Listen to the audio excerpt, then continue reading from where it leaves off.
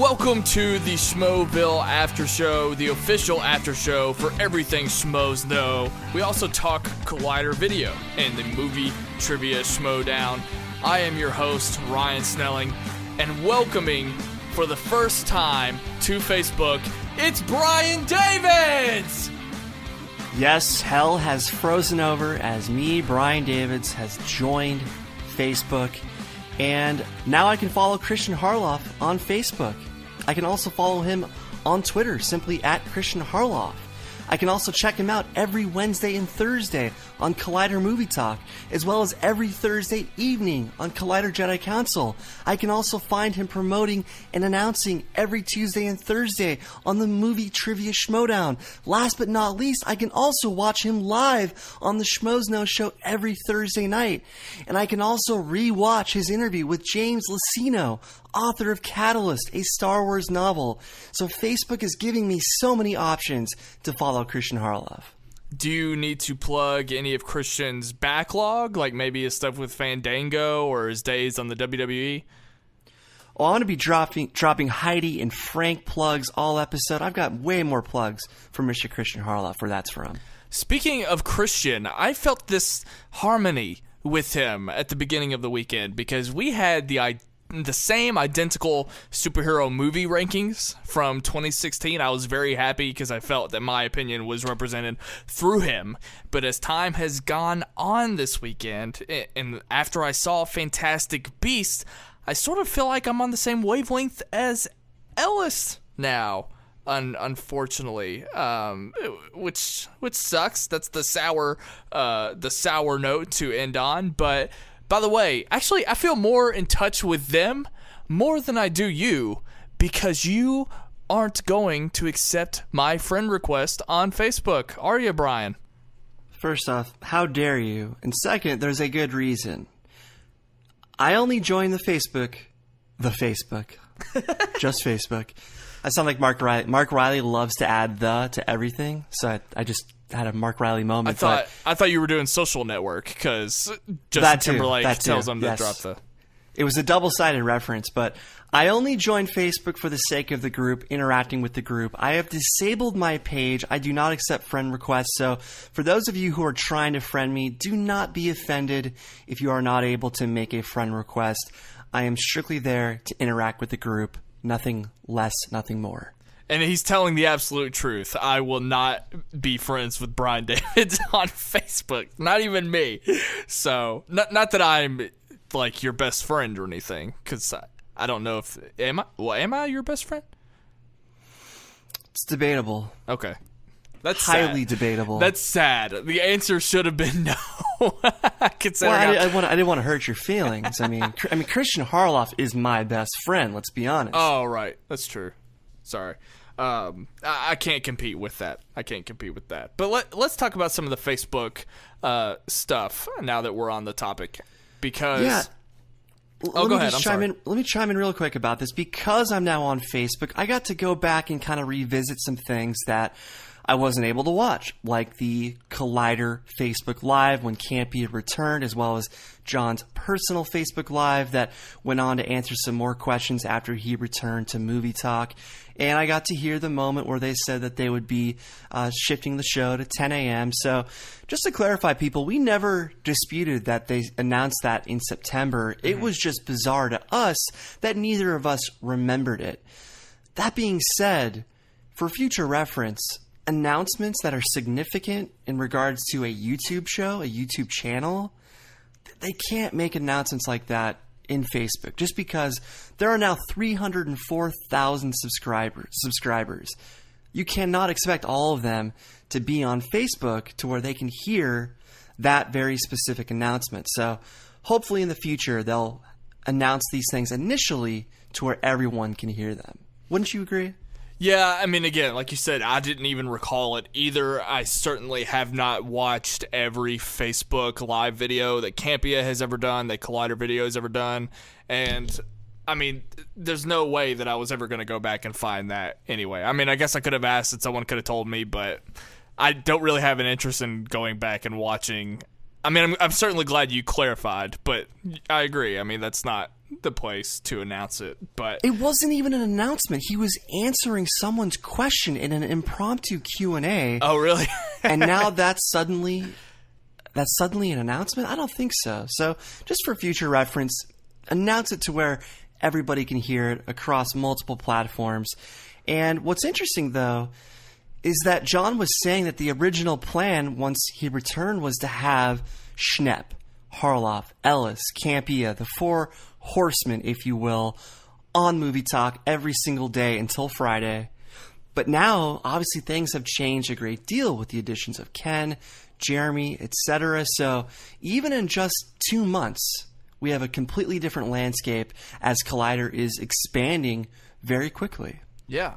Did you see... Well, I guess you didn't. Well, maybe you did, depending on who sent you this stuff. Did you see Campea's announcement as far as his new role, his new appointed role at Collider Video now?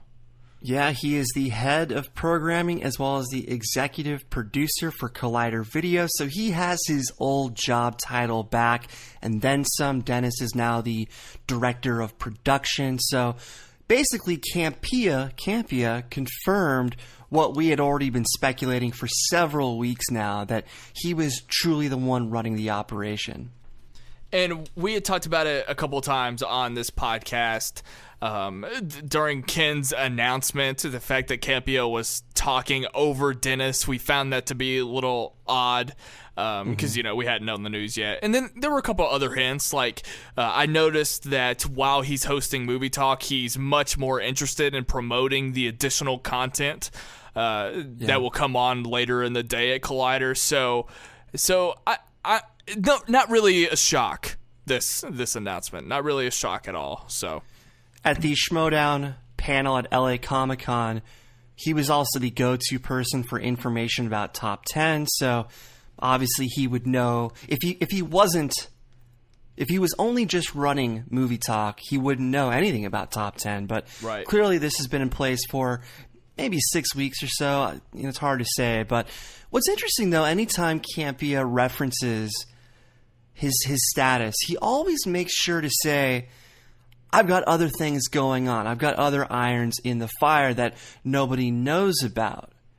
So why do you think he has to remind us that he has other things going on? Is he aware of the fact that he said when he was leaving that he wanted to pursue other things? Does he kind of want to uphold that statement by saying he's got these other things going on as well as Film HQ?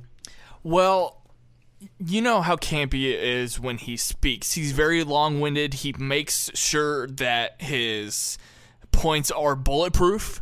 He makes sure to address every single thing that anyone could possibly address so that he doesn't have to respond to people asking little questions about and nitpicking everything he said. So he's very careful when he speaks about this kind of stuff. And it's possible that this is just a reaction because I'm sure plenty of people ask him, well, why can't you just come back full time like you were before his departure to Comic-Con HQ? I'm sure he gets asked that a lot, so maybe he still has to bring that up. This is why I can't come back to Collider all the way or as much as I had been previously. So maybe he's just now. But he's not doing like the 14-hour workday, I don't think, because that was the biggest reason why he left to begin with, and there's no way, especially if he's reminding us that he has all these other things going on, there's no way that was part of the deal when he came back. See, that's where I disagree. The fact that he is now the head of programming, the fact that he's now executive producer, I think he's back full-time in a slightly different capacity, but I don't think between this and Film HQ, I don't see how he has any time to do any other projects that he apparently cannot talk about still. So I'm not saying he has to wake up at 5 a.m. in the morning to make show notes anymore. That's Mark Riley's job now. But I still think this job is consuming him in a whole new way that it hasn't before. And that was the whole point of giving him his old job title back, the head of programming. So it's just interesting, though, that he has to keep reminding us of what he originally said when he was leaving. He said, I don't even have time to go out and buy hiking boots, let alone go hiking. It was kind of a metaphor, but I think he wants to kind of uphold that statement, even though he's all in on Collider Video. And what's important here about his announcement, though, is that he mentioned the word expansion. We've heard Kristian use the word expansion. I think there are things going down that are much greater that are requiring his attention, and that is why Complex asked him to return to this status that he once had, that he handed over to Dennis for a few months, and now he has back. So who knows what they're getting into, but I think they've been clearing out time within the studio. You know, they have Perry's Best of the Week being filmed in the Collider News Wing now. I have the feeling that Heroes and Nightmares are being both recorded on the same day, Tuesdays. We'll get into that in a minute, but I feel like they're creating more time within the studio to potentially pave the way for even more programming, and that is why Complex wanted him back in that head role. So, what do you think? What a great segue, Brian, because I have one more announcement from Campea to tell you about that he posted on his personal Facebook group. He posted a screenshot or a link to a Craigslist ad, a wanted ad. He is seeking a co-anchor / co-host for a digital weekly entertainment news talk show. He's looking for a gamer girl for new digital series. And they have to be in Burbank to do this. They have to have hosting skills and teleprompter experience required. Now, the caption attached to this was essentially just him saying, I'm going to leave this right here. Let me know if you know anyone that is interested. And as far as I know, he left it at that. Now, what's your reaction to that? First off, it's a shame that we can't get Maude Garrett back for this. She'd be perfect for it. But if this signifies the expansion that was mentioned in that announcement of his new job title, his old job title new again, it makes sense that they'd be getting into gaming. And obviously we know that they invested a lot into Jeremy Jahns. So what else is Jeremy Jahns into? Gaming. So it makes sense that they would cater their programming around Jeremy's strengths. So I have to believe that Jeremy would also be involved in a potential gaming show. Now, Burbank's obviously the city where the studio is, and teleprompter. Well, part of us thinks, well, they don't have a teleprompter, but then again, they just got all new gear. Maybe a teleprompter was among the new items that they got. No, that's a good point. I never considered that. I mean, that was one clue, though, that it made me question whether this was actually for Collider Video, though, because I was one of those people. Seeing teleprompter made me think of Comic-Con HQ, but again, the Burbank thing. So, is Comic-Con HQ in Burbank? Well, Film HQ shoots out of Stream.tv, which is in Hollywood. So, if they were going to do it at Stream, they would not ask for Burbank. So I think this is part of the Collider Video expansion, which worries me because I want them to be the masters of TV and movies. Obviously, there are some big time competitors, including one of the guys that works for them.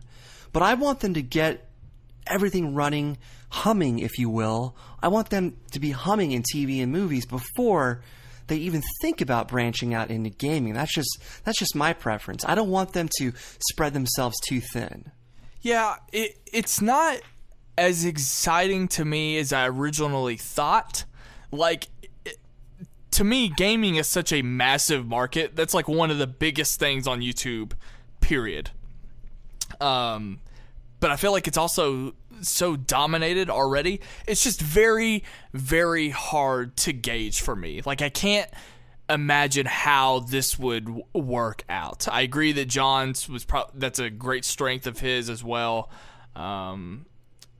Again, just continuing to read the one ad, it's only 1 day of shooting required per week, which fits the bill if it was like another standalone show on Collider, like Nightmares, of course. And they also need to be able to talk movies and TV at the drop of a hat. So there's some more hints to the fact that it's under Collider. But I've said this a million times on this podcast. I wish Collider would just match their movie stuff with TV content. the TV recaps, maybe more daily TV talk shows, anything TV. So I just can't get excited yet because it feels like it's taking away from what I originally wanted versus how well would games do on their site to begin. I don't know. It's hard for me to gauge, so it's hard for me to get excited right now. But you know me, it's like what they say about Star Wars. Like they don't want a Star Wars standalone movie to keep the universe small, but regardless of what they do, they will be their opening day. That's sort of my attitude towards this.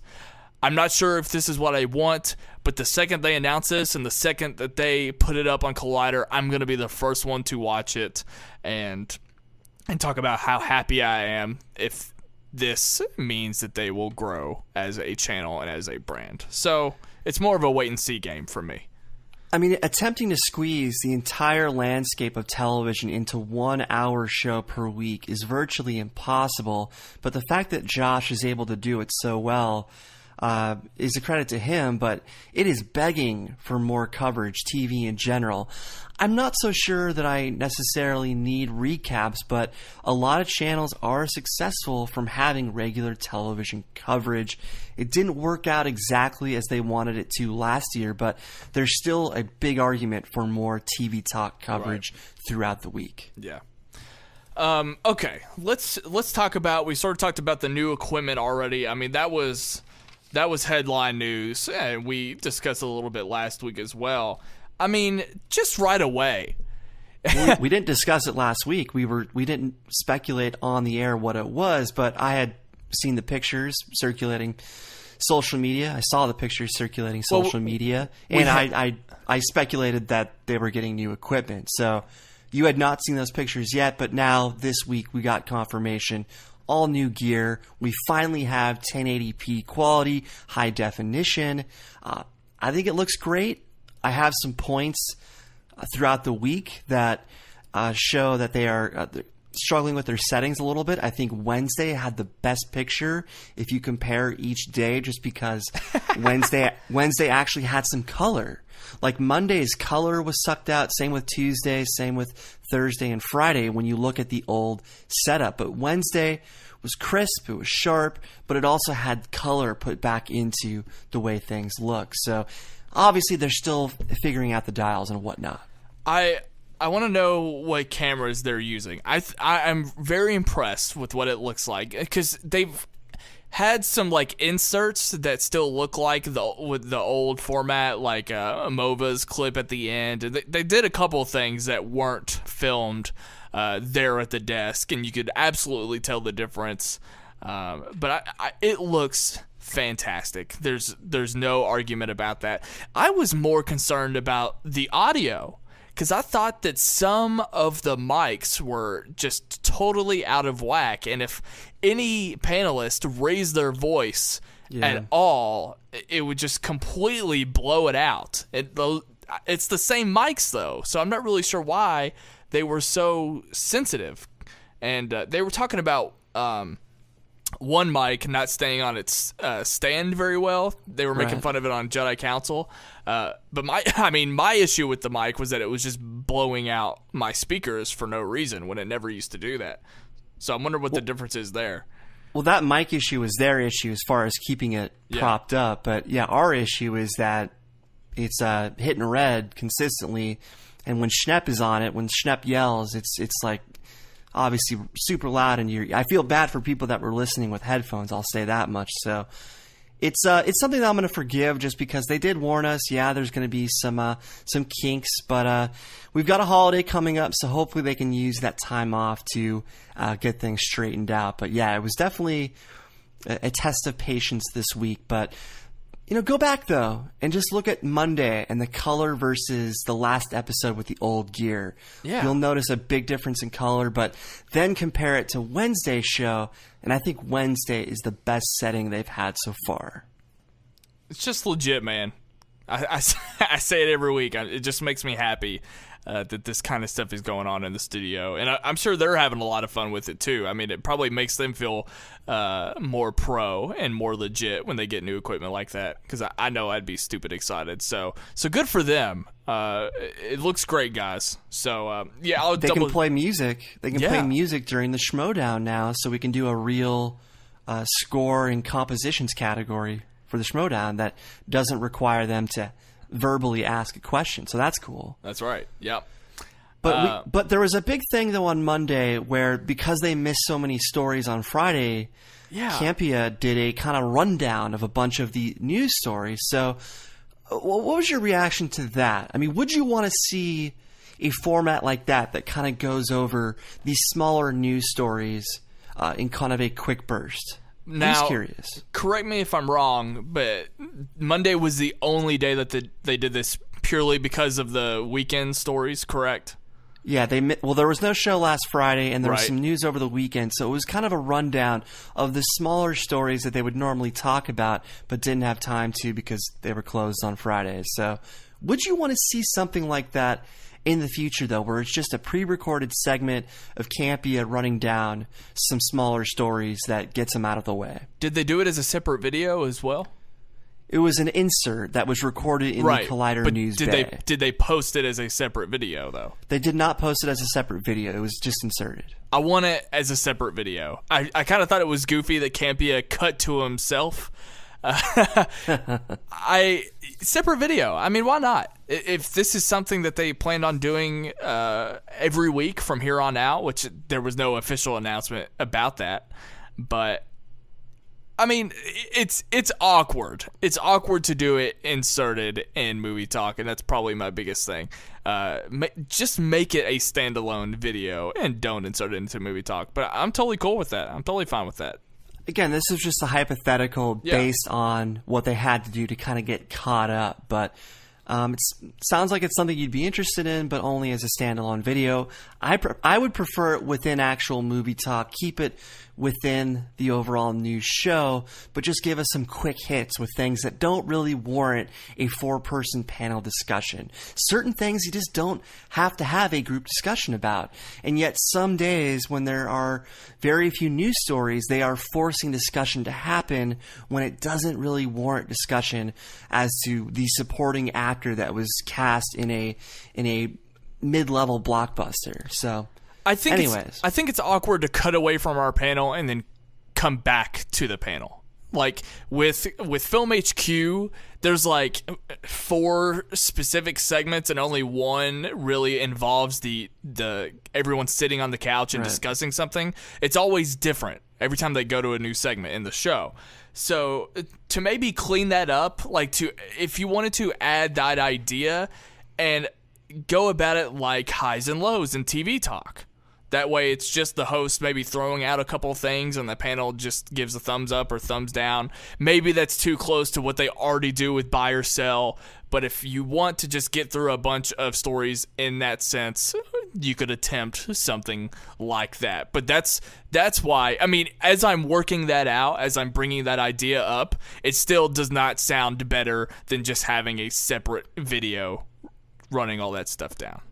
I think Film HQ is rubbing off a bit on Campea and Movie Talk because we're doing a bunch of inserts of late. I mean, they are inserting the majority of crash courses into some Movie Talk episodes to kind of promote those as well. So this is not the only thing that they're inserting and cutting to within the middle of Movie Talk. So it's not something they're afraid of doing, obviously, but I understand your point, certainly. Yeah. And we'll talk about another insert when we get to Heroes. Schnepp had a particular one that I wanted to talk about there. But to Monday night real quick, after the day was over, they all went on a boost employee morale / team building trip to the Clippers Nets game at the Staples Center. Did you get invited to that? I was not invited to that. I don't know why. I mean, you would think, but that's bullshit. They all went together. SeatGeek gave them tickets. They were posting pictures. Kristian was harassing us through DMs the whole time. I was disappointed that Schnepp did not go to the sporting contest. I was really curious to see Schnepp at a match, you know? Sporting contest. Yeah, I wanted to see him at a sporting match. I wanted to see him in that environment, and yet he didn't go. I presume everybody was invited. He would just make fun of everything, and what's that word he uses to describe any scrambles, and he always that's his go-to describing anything. That's pretty much just all he would say is that word when he's somewhere out of his element like that. Look, I want to talk about this for a second because we saw. Well, you're not on Instagram, but maybe you saw it anyway. I don't know what you do over there, but. They posted a ton of pictures at this game, and my impression of them at this Clippers game is that they did everything but watch the game itself. So maybe Schnepp would have fit in perfectly. But everyone who went took several pictures.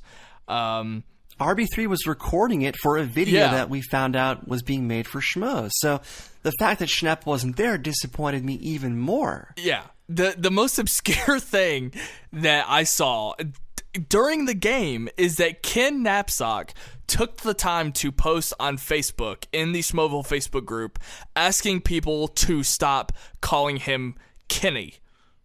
And I thought, why are you at the Clippers game needing to express that in that moment? Is it like what's going on there?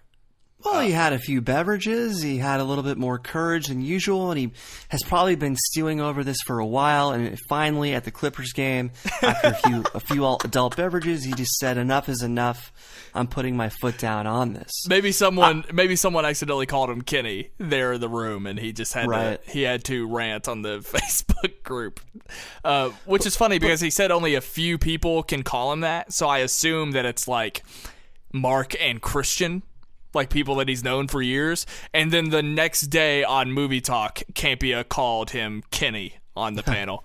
I found that funny. This would have been helpful 4 years ago because I've been hearing Kenny on Schmoes for 4 years. So it's not like I'm trying to disrespect the guy. I'm just so used to hearing it and saying it that way because it's been said for 4 straight years. So it's just a habit. It's not a sign of disrespect. So I don't know what to tell him. I think he waited a bit too long to finally state his name preference. Maybe. But let's talk about the other thing involving the Clippers game. Well, the thing that haunted the entire week at Collider was this sickness, this black plague. Yeah. Going on in the studio, the hunt for patient zero, all of that has been a fear of mine for this show. Like, how does the Schmoeville after show manage if one of us gets sick? And I never really realized that they don't get sick often on these shows, at least that we know of. I disagree. That we know of. John Campea, at least once per year, has a major sickness every year where he is... He'll initially be on the show still, but he'll be sick. He'll be drinking tea. He'll constantly reference the fact that he's sick and that he's drinking tea. But then he eventually loses the battle and has to miss a week. So this is nothing new when it comes to Campea. Mark Riley is famous for being sick all the time. But yeah, as far as a group infestation, this is kind of one of a kind. And Sinead seems to be the obvious culprit as to who caused all this, right?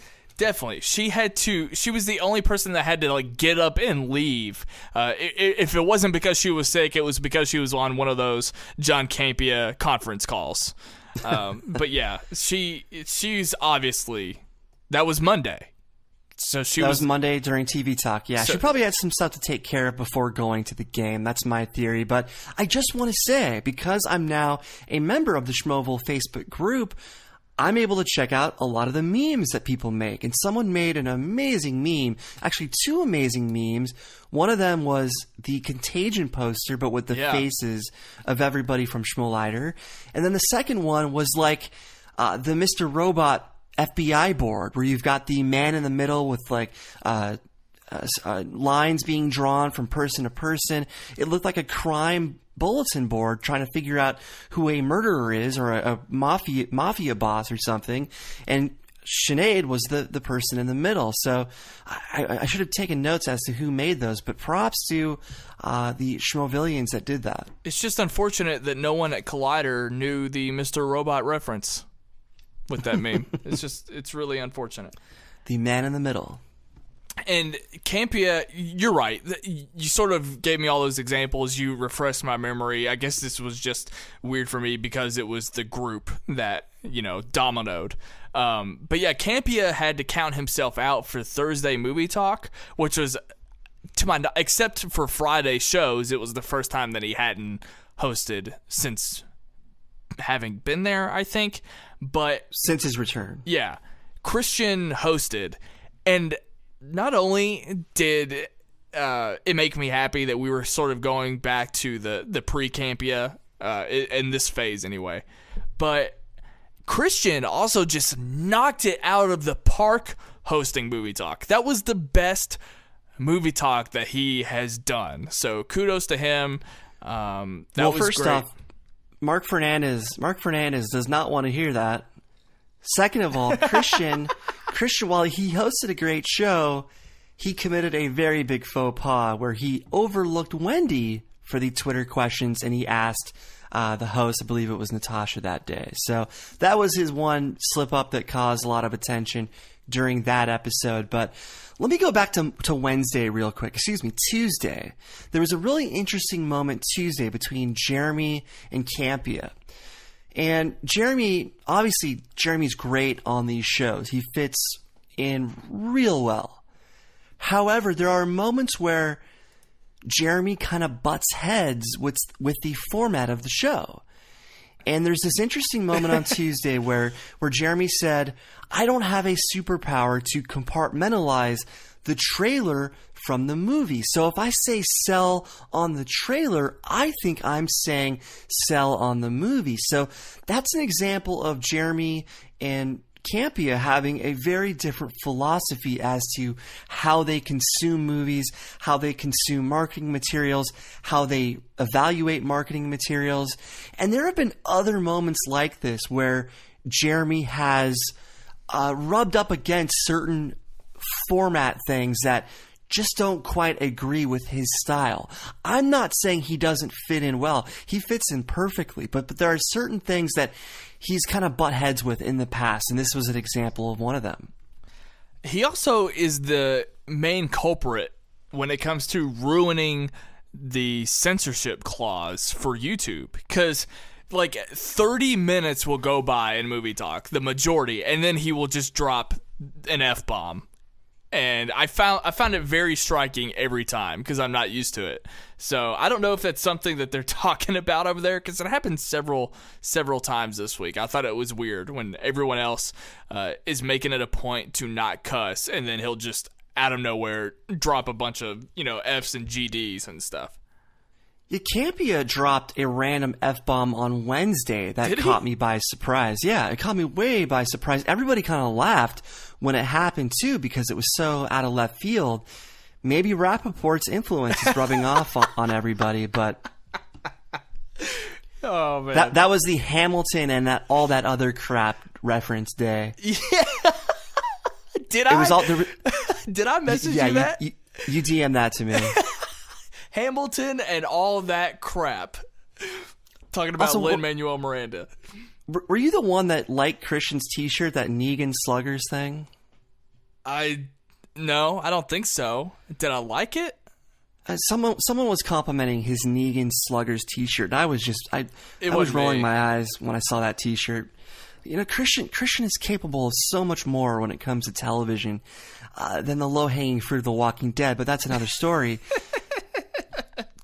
Schnepp made a comment about a split decision in his intro on Wednesday, which is clearly a knock at the movie Split, which they're probably not supposed to talk about yet. So yeah. I know that Cobster really loved that movie, so there's a split decision so far on people who liked it versus people who didn't. Let me ask you, though, what do you think of the intro shot that they're doing where it kind of tilts down and then up? And I feel like it's still in a work in progress, but I see what they're going for. Yeah, that's what I was gonna say. I know what they're trying to do, and I think they'll nail it. Maybe even this week. I know what they're trying to do. I like it. It's going to look really pro when they nail it, but this was part of the experiment, right? All the stuff that they're trying out with this equipment and everything, this was just part of it. We'll get through it. We'll make it through this. Screw the sound. Let's get this intro shot down. I'm much more concerned about the audio than that shot, but that's fine. I appreciate it. I know what they're going for, so... You know, Campea's health was in jeopardy when it caused him to switch to the lemon siesta versus the orange siesta, citrus siesta. You still need to develop the ad for our show for Campea's citrus siesta. I've already written it. For those who don't understand what we're talking about, I've written a live ad that Snelling is going to read one of these episodes out of nowhere. It's a live ad read for John Campea's citrus siesta. It's pretty awesome, if I don't say so myself. Also, Kristian referenced that people suggested he was fired because he didn't come in on Tuesday. He's not on Movie Talk on Tuesdays. Not usually, no. He's usually Wednesday, Thursday. And he was saying, though, in his intro, I wasn't here one day. That means I'm fired or something. That was his intro statement. Whatever. So maybe the comments are going crazy about that. I don't know, but... That's not new. That's not new. The Shit Rats returned on Thursday. Of course, Campea was gone. And that prompted Jeremy to later say in the show, John Campea is never going to take another sick day again, just because the show was so out of control, yet in a good way at the same time. Which is also interesting because I think he was out sick for Film HQ this week, and I think Makuga hosted in his place. I saw a picture, so it might not be confirmed, but I saw it on Instagram that he was in the hot seat on Film HQ. So I'm very curious to know if he actually did it or not. I'm still... Is he still on the Walking Dead show? I haven't seen him on that show in like 3 weeks. I don't even know if he's on it anymore. The recap? The recap show. Oh, I have no idea. I just know that Roka's on it, and that's it. I don't think he's been on since the premiere, so commenters out there, please let us know if Makuga is still on the Walking Dead recap show. I haven't seen him in a while, and I don't really watch it, but I do kind of click around just to see what's going on. And maybe he's had a bunch of weddings to go to. I think that guy goes to like 3 weddings a month, so maybe it's just an availability thing, but people let us know. So it was a great week in Movie Talk, though, despite the plague that was circulating. Fun programming nonetheless. No Rappaport this week, but we got some F-bombs from our regulars. We got some crazy stuff that was happening regardless. So, one thing, the live stream kept skipping around for me. Like every time I would pause for a minute, it would skip me ahead to where they were. Like it wasn't behaving right. The upload times weren't on time at 5 p.m. for a lot of the genre shows. They took until like 6 o'clock in most cases. So, a lot of weird things are going on right now. Cody addressed some of the technical issues in the Facebook group, so he was well aware of the skipping on that day. I got into the live stream late, so I didn't catch that. But Cody knows, and I think obviously it got fixed for the next day because I didn't notice it on Thursday. One thing that I want to just mention really quick, since they have brought Movie Talk to 10 o'clock, me being on the East Coast, I'm a little peeved because I want my Collider content now, damn it. And the 10 o'clock, it's my 1 o'clock. The next show on Collider, depending on how many, if there's only one extra show coming on that day, it doesn't come on until 8 p.m. And I just feel like that's such a large gap to watch Collider, and by that point I feel like I have other things that I need to do, and I hope that they can start releasing certain episodes earlier than my 8 p.m. since Movie Talk has been brought up an hour. So that's just something I wanted to mention. You got the Schmoedown on Tuesdays and Fridays at least. That uploads at 5 p.m. your time, so it's not all bad. No, not throughout the week, or not throughout the entire week. No, but there are specific days where I want my Collider goodness earlier. Damn it! But given these rumblings of expansion taking place, I think that could be solved rather soon. Possible. I think there's more stuff coming our way that we do not realize yet. And Campea teased that there'd be some announcements coming soon in that letter that he wrote, or that answer that he wrote. So time will tell. Before, I've got a couple things to say about Heroes. I didn't catch Nightmares, and I didn't watch all of Jedi Council this week. But before I hit on those, I just want to talk about Crash Course for a second. Now, Ken Knapsack, for me, steals the show no matter what he's on. I love Ken.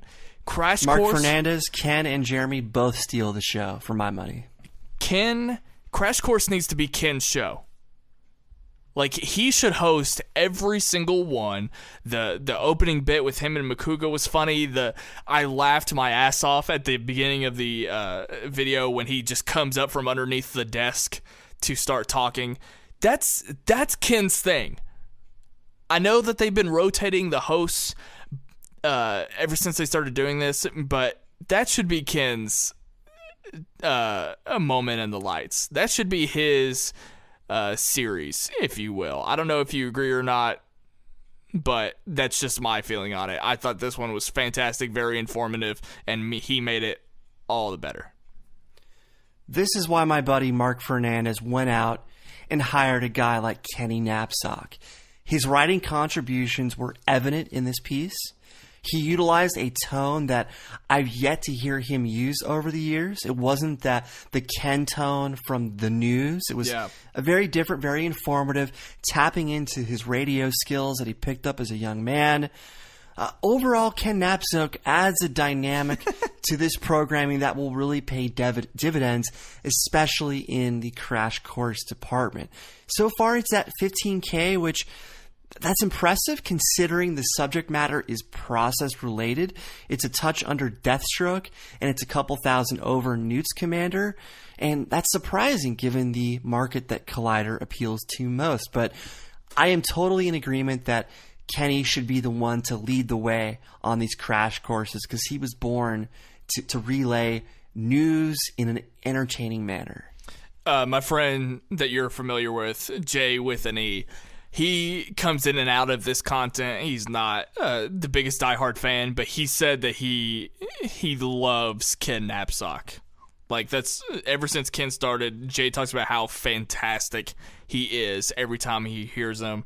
Obviously, that's sort of just an outside perspective. I don't need to sell Ken Knapsack to anybody at Collider because they already know that he's genius. But I want the Crash Course to be his thing. I just think it would be fantastic. I wonder if Ken also listens to Bon Iver, like Jay with an E. I wonder if he's a big Bon Iver fan. I'm curious. You're only going to get that if you listen to Sight and Sound. No one's going to understand what you're talking about. Okay. Let's talk TV talk. Let's talk TV talk real quick. I wanted to bring up Sinead leaving. I was happy to see Sasha. I was going to bring up that I thought it was stupid that Makuga uses the vocabulary butt hurt when he's like a 40-year-old guy. I thought that was funny. I don't have much to say about TV talk this week, but something I wanted to bring up last week that I forgot. We had Emma Fyffe, if you remember.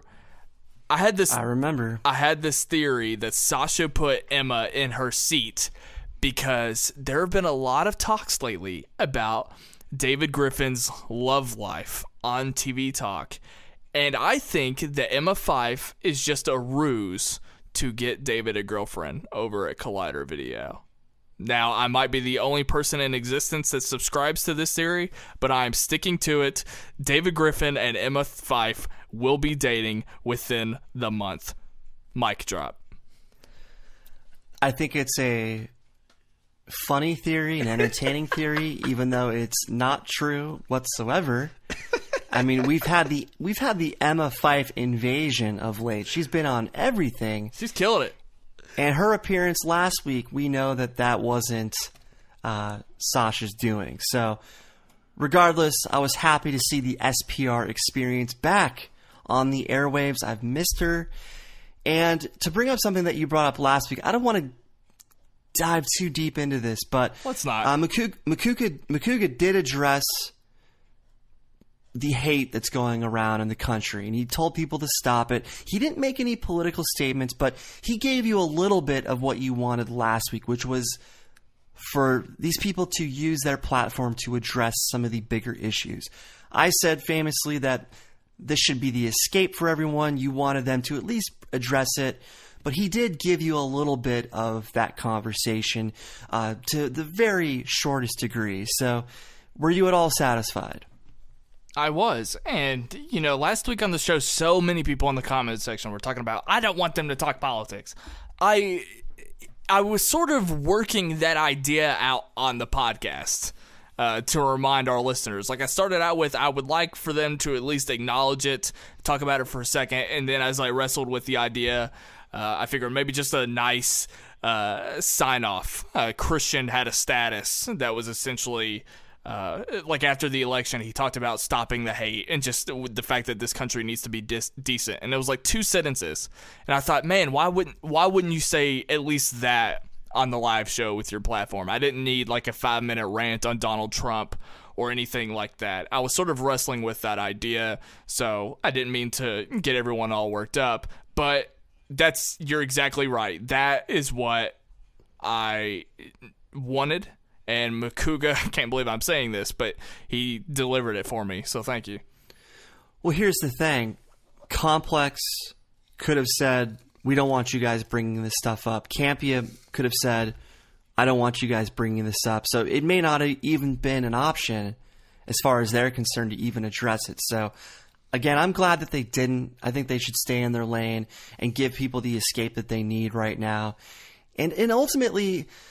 the way I read it in hindsight is that you wanted to feel better by hearing people that you look up to validate your feelings. You wanted someone like Kristian to say how you feel on the air to make yourself feel better about the situation. So I understand why you would say that, but at the end of the day, we have other people to consider, as well as the fact that it may not have been a choice. The order could have come down from the top. Mark Fernandez was in the building that week. He could have said, guys, please steer clear. This is a decision that the company has made. So who knows?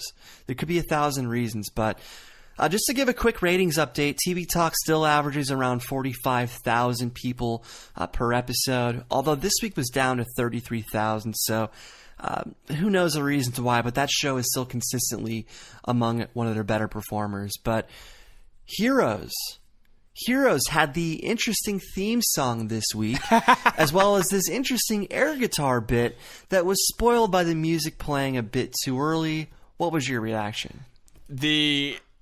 For one, the song is great, so whoever wrote it, you did a great job.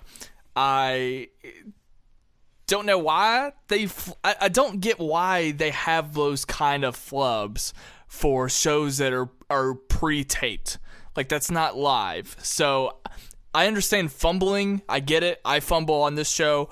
But why not just record the first 2 minutes again and then just edit it together? I don't really know why they had that flub with the music. But with that being said, I laughed my ass off with them playing air guitar to the chainsaws. I thought that was hilarious and great. And in my opinion, legitimizes your theory that Nightmares and Heroes are filmed on the same day, because I thought it was kind of convenient that they were already there in the background. That's the thing. Nightmares went up Wednesday morning early. Yeah. Way early. Like 9 a.m. in the morning my time. That's earlier than it's ever been. So I think they still record Nightmares on Tuesday along with Heroes as a way to get the studio and its shows done as soon as possible, creating more time in the studio for potentially other shows, like a gaming show. But back to Heroes real quick. It's cool that Schnepp kept the bit going. I mean, I would have said, screw it, the music's already playing. I would have just given up on it. But he kept going, and he sold the bit as best he could. But it was almost like he couldn't hear the music because he wasn't really reacting to it when it first started playing. Weird moment, but he still stuck it out, and it was a cool song and a cool bit regardless. But I still believe, though, that Nightmares and Heroes are both being shot on Tuesday. Nightmares is going to be going up Wednesday mornings. And I was curious as to what Nightmares numbers would be with a Wednesday morning upload. And it's up to 28,000 views after 3 days. Typically, their average on a good day is 30,000. So this is really good, considering the last 2 weeks have been at 22,000 and 25,000 respectively. So far, in a limited sample size, the move to Wednesday morning has given people more time to watch Nightmares than usual. So this might help your issue with not having enough content to watch throughout the day with the new movie talk time. So if you have Nightmares to watch during the day, in that gap between the very next show, then you've got 3 out of the 5 days covered that you don't have that gap that you were talking about. So, and I will finally be able to make Mark Riley happy. Sir, that's only going to help me watch your program. So good for you guys, too. I'm glad that the numbers didn't seem to really change. The one thing that it was an artsy-fartsy Nightmares. That's all I can say. The one thing I have to talk about on Heroes, and this is huge for me because I have been watching this content for a year, almost a year and a half now, and I have noticed this every week that I have watched Heroes. And hang on, before you say it, is this the thing that I brought up to you via DM? No. Okay. This is something that I thought ever since I started watching Collider, I have noticed this, and for whatever reason, I have never once brought it up on the Schmoeville after show. And it is the biggest, what the hell is this? Robert Meyer Burnett has never, ever looked at his camera. Have you ever noticed that? Now that you say it, you're right. He has never once looked at his camera. How many episodes of Heroes have we watched? 80? I've seen from 30 until now, so I've seen a year's worth of Heroes at least. He has never done it. He always looks to his left instead of straight ahead, and that has never been an issue for anyone else. And the fact that he still does it, the fact that no one has caught it to correct that behavior, blows my mind. And I think I'm going to regret this, because the fact that I brought it up means that it might be corrected, but I kind of don't want it to go away. I want it to be a thing for as long as it can be a thing. But it's just funny to me. There's the expression camera shy. Is this a form of being camera shy where certain people are afraid to look at certain people in the eye? So is this a variation of that in terms of being camera shy, where he's afraid to look the camera in the eye? I don't know. He's a filmmaker.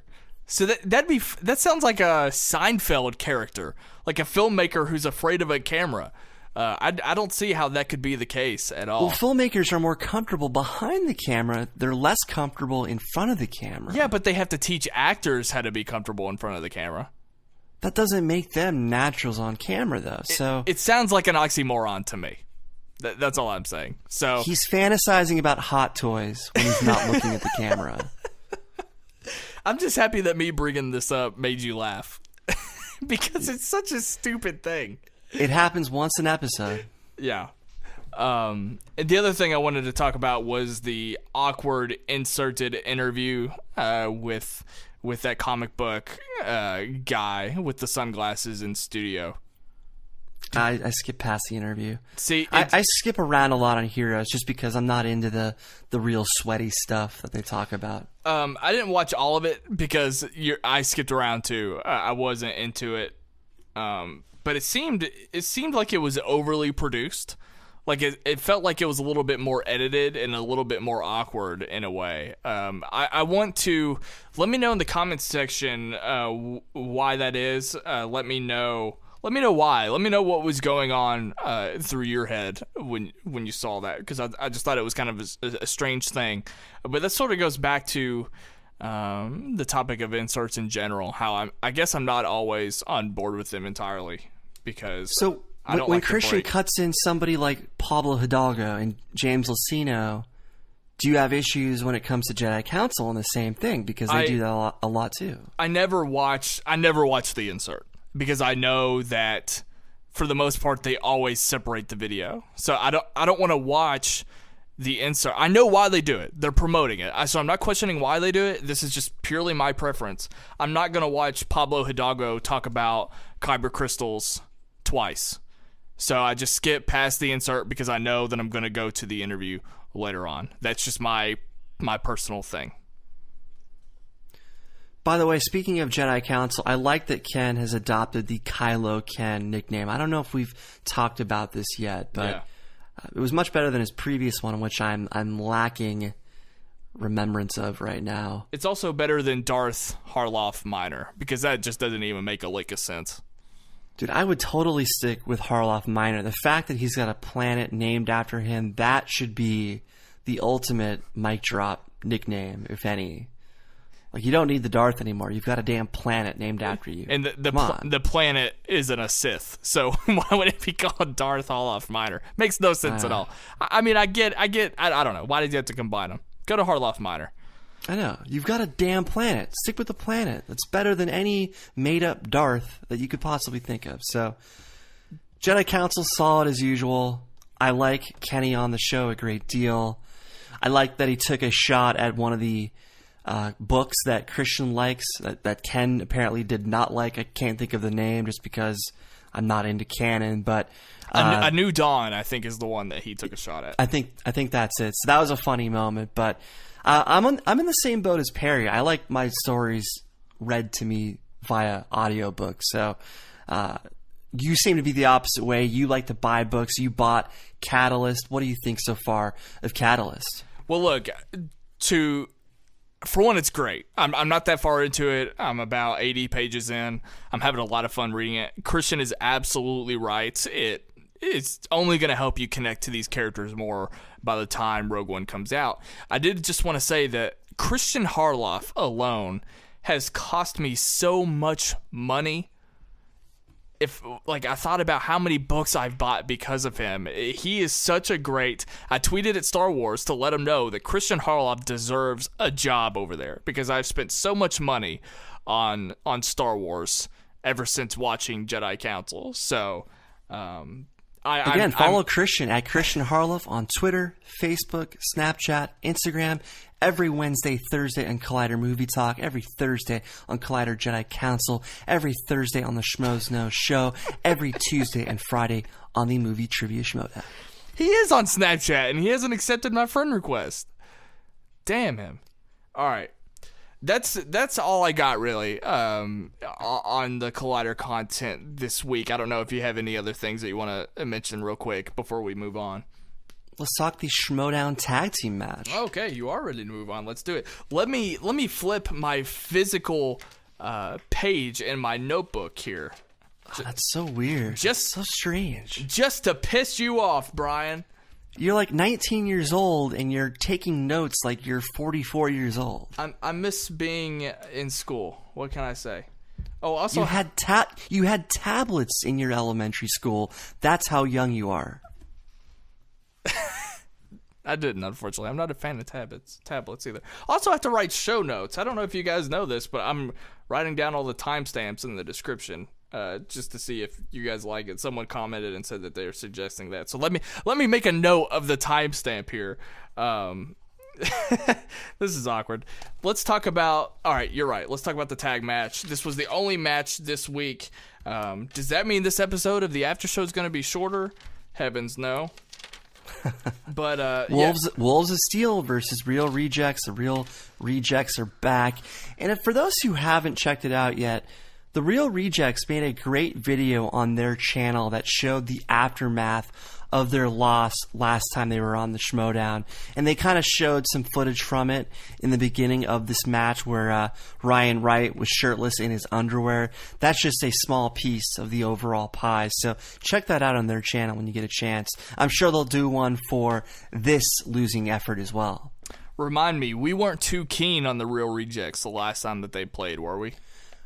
I disagree with that. I felt that I wanted to see them come back. I preferred them to Team ETC at the time. Even though I'm a big Elliot Dewberry fan, I was not a fan of his partner Ricky Schroeder, and so that meant I wanted to see more Real Rejects as long as Ryan Wright spoke into the microphone. This match for me was a little bit up in the air because after Wolves of Steel lost to Heroes, you know, this could have gone either way. And the fact that they're both 0-1, I mean, it was actually like a month ago. If he had told me that this match was happening, I'd be like, whatever, Wolves of Steel. But, you know, it actually was more interesting than I originally intended. Round one finished. One quick note, Snelling. Why wasn't this match in 1080p? I don't understand. It was on Tuesday. I have a smiley face. This is on my physical paper. I have a smiley face, and I wrote a note to myself, filmed before Monday, based purely on the fact that it wasn't 1080p. That's the cool thing moving forward, is that we'll know when these matches were filmed based on the definition that's available. Yeah. But we've got another clue, courtesy of the Schmoes Know show, that we'll get into later. So continue in round one, please. Well, round one just finished. Wolves of Steel 2, Real Rejects 4. Again, keeping it interesting because they were down at the end of the first round. Wolves of Steel. What did you think about? I just gotta say. Sorry, this is crazy because Clark and Riley have both been on tilt for a while in singles play. But they've been on tilt in tag team play as well. Like, they are both struggling individually, collectively, and they were struggling in this match as well. I mean, the fact that it ended up like it did is amazing. But are you concerned about these two moving forward? Do you think this is them getting out of their funk? Do you think that funk will continue? They have just been on tilt. So do you think their struggles are behind them after this match? I'm not going to lie, I've sort of given up on this kind of speculation because I've learned, and the Schmoedown taught me this, so I'm not just like throwing in the towel or anything. The Schmoedown just taught me that there are no absolutes. Absolutely anything can happen. It happens within the match in round two, and it just happens when you take a look at some of these streaks and streaks of winning and streaks of losing. The only really absolute is that JTE always loses singles, and that's pretty much it. So I'm just kind of over being surprised about this kind of stuff. It's always, and I'm not saying that every match is a terrible match because that makes it even more interesting. That every match is just up in the air, and you have no idea who's going to come out at the end of every one. But our buddy Frank on the rundown will disagree to some extent because he has identified some patterns based on the stats that he's come up with. And he's figured out that Riley generally struggles in round one. And guess what? He struggled in this round one as well. Oh, wow. So even though things happen randomly through no fault of anyone, there are moments that you can predict because there are established patterns. And Riley has struggled in round one for whatever reason. But the real reason that I interrupted you a few moments ago was to remind you that Ellis said Golden Throat again. And here's the thing that's weird. It's really weird. I said, God dang it. I can't believe I said that again. But here's the thing. Somebody aped my exact comment about being uncomfortable with Mark's Golden Throat references in the YouTube comments for this video. Somebody stole my intro to this show about 3 to 4 weeks ago where I made the exact same statement about being uncomfortable with Mark's Golden Throat references. So that just shows you that our show is spreading through the Schmoelighter universe at an amazing clip because people are aping and stealing our references to use in YouTube comments.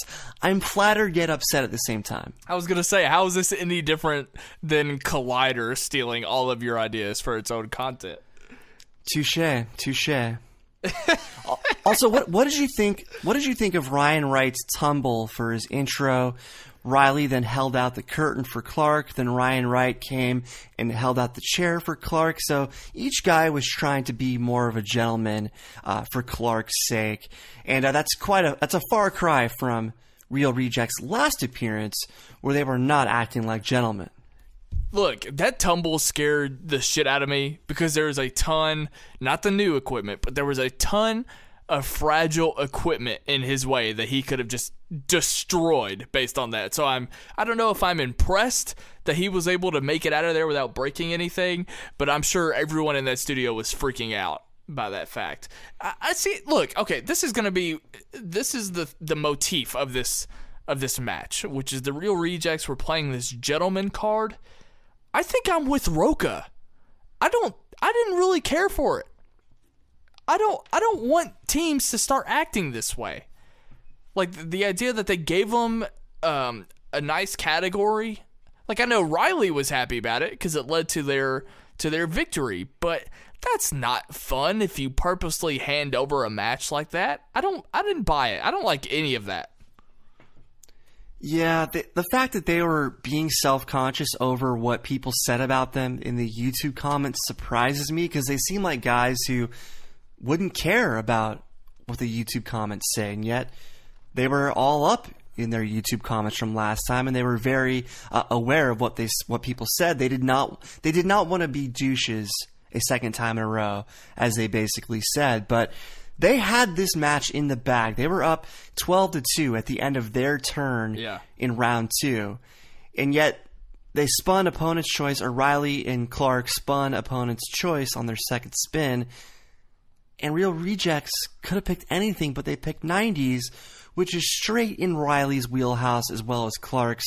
This is the generation that they grew up in, that I grew up in. So people can always say, well, you want to pick a category that you're potentially able to steal, but I think you go for the category that the opponent simply cannot answer regardless if you can steal or not. You want to go for the opponent's weaknesses, not for what your strength is for a potential steal. So movie release dates or anything similar to that should always be the goal, in my opinion. What about you? If Team After Show ever makes an appearance in the Schmoedown, there is no way in hell that I'm not going to have a short-term plan, and just base everything on, well, what's going to make a good match? No, I'm playing the long game and going after the title. So it's just, I don't want teams to go in there and not want the title. So, I don't know. Sorry, I'm still just a little bit peeved by this. There was a funny moment. There was a funny moment in round 2 though, where Ryan Wright just randomly says, "Oh, JTE is here." that had me cracking up. But then they debuted something that I do not like. I really don't like what they've done. I already know what you're going to bring up. I know what you're going to say.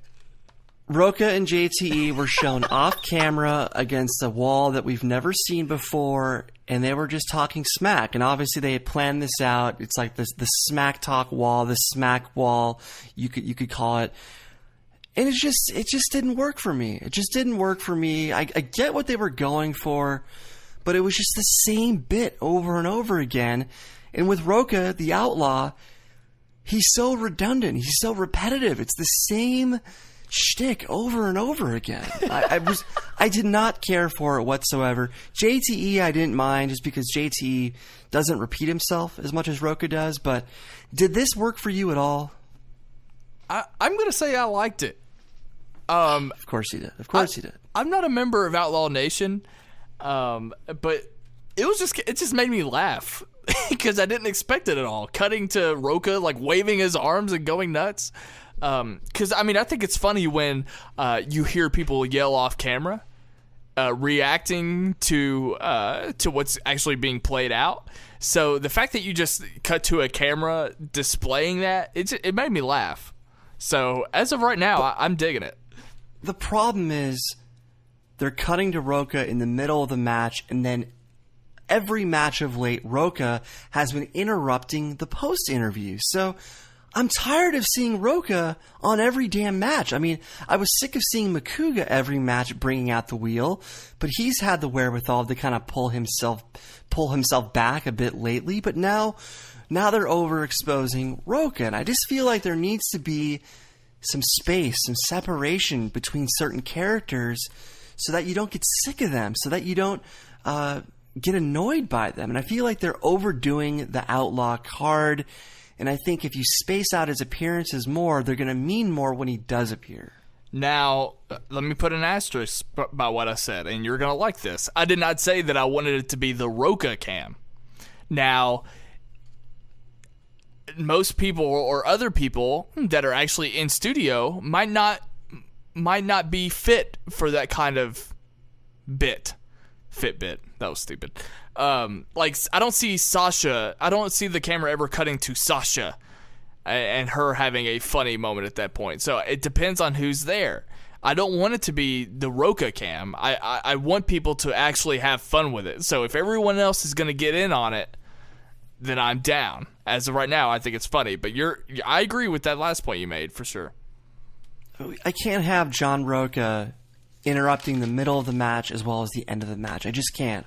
I cannot handle that much outlaw overexposure. It's just too much. It's just too much. Is it safe to say that Riley's reaction to John Roca in the post-match interview was all of us about John Roca and Outlaw Nation? Exactly. Riley does not care for the smack talk angle of this. Even his smack talk up top, he's just like, yeah, whatever. Like, he doesn't care all that much. He just wants to play and compete and win. He doesn't care about the sideshow stuff. But yes, in the exit interview, the post interview, Riley just, saying, okay, is my reaction to Outlaw every time he interrupts a match for any reason. It's just like, come on. The best thing that WWE used to do, the best thing that Vince McMahon used to do, Triple H, whomever, was that they wouldn't show Stone Cold Steve Austin every week. Yeah. Or whomever was big at the time. Sometimes they would hold them back, their best personalities, to where you would miss them. And that way, when they did appear, they would bring the house down. But like Finstock. Like Finstock. Finstock hasn't been on in 2 months. And it was great to see him again. But with the Outlaw, they're overexposing the Outlaw, and that's a shame. Maybe I would actually like the Outlaw if they didn't overexpose him. Maybe that's why I don't like him in the first place, is because he's been overexposed. I don't know. To end round 2, Wolves of Steel made the huge comeback. It was 12-14 going into round 3. Right. Riley scared the hell out of me, missing that enchanted question by throwing out Patrick Dempsey instead of James Marsden. That was scary, but I mean, what a comeback with Clark guessing, Family Matters, Die Hard Reginald Cop. Vell Johnson. Thank you.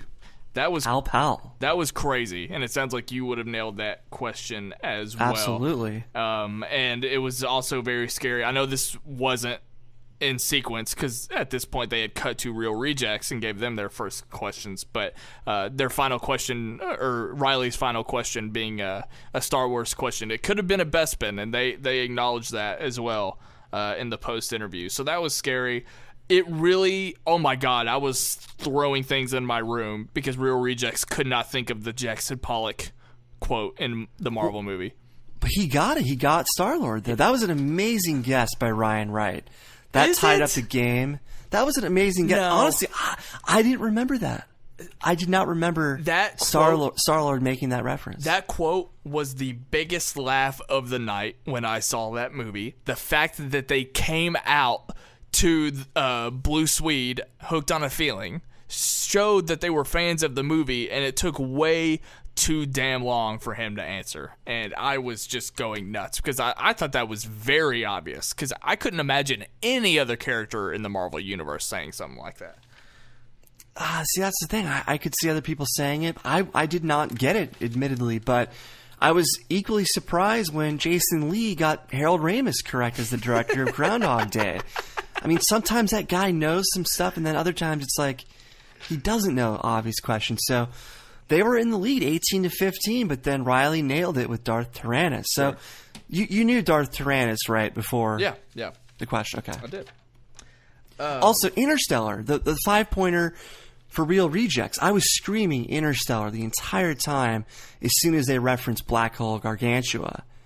And Event Horizon is just a horrible guess for a question like that, given how many recent sci-fi films we've been getting. So, well, I'm kind of with, I don't remember who said it on Real Rejects, but they said that they just, when they were thinking of Interstellar, they didn't recall that word coming out of any of the characters' mouth, which is sort of my tactic when I'm answering some of these questions. I imagine if I heard those words come out of the characters' mouths, and I admittedly could not remember it from Interstellar either. So it definitely came out of their mouths, I can tell you that much. I love that movie. So the one that you found to be easy, the Star-Lord question, I didn't get. The one I found to be easy, the Interstellar question, you did not get. So, again, you never know with these things. But great comeback, even though Real Rejects should have won this match. I'm still worried about Riley and Clark individually and collectively. They've both been struggling, but hopefully this win gives them some confidence going into their next matches, and they can start a new streak from there.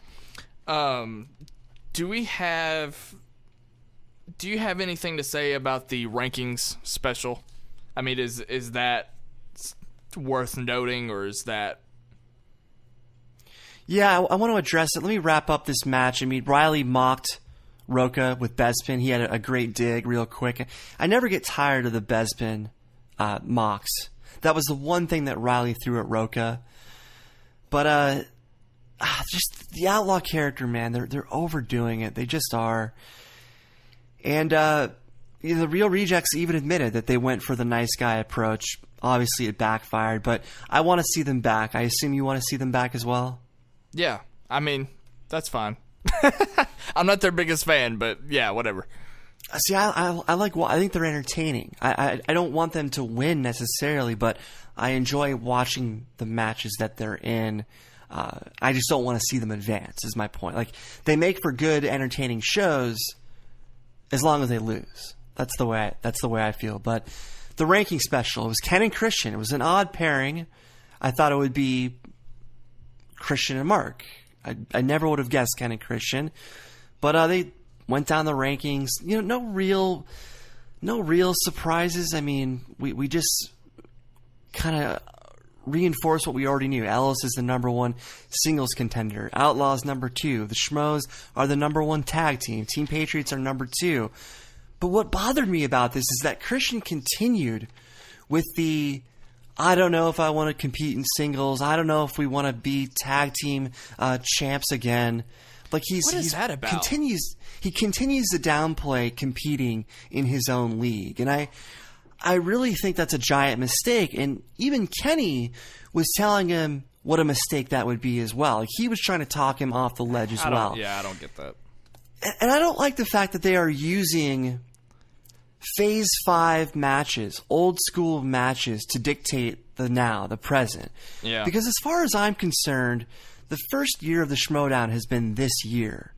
With the league play, with it on Collider, with the production value. This is the first year. And if you look at Kristian this year, he's been highly competitive this year. He almost beat John Roca in one of the greatest matches ever. He beat Jason Inman, which is no small feat.